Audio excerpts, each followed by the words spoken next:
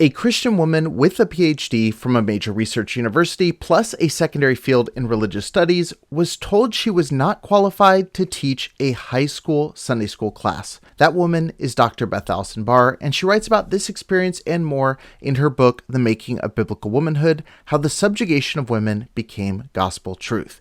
In her book, Dr. Barr dives deep into how the evangelical gender hierarchy was constructed for the specific purpose of subjugating women.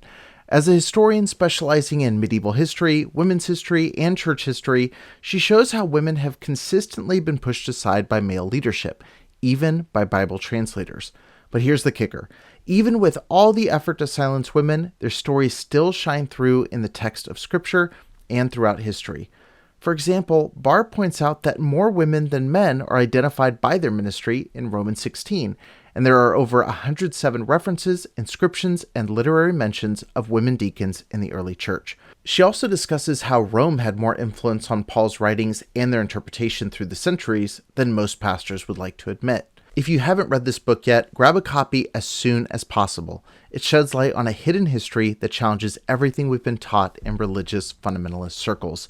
And while you're at it, be sure to pre-order a copy of Dr. Barr's next book, Becoming the Pastor's Wife, coming out in March of 2025.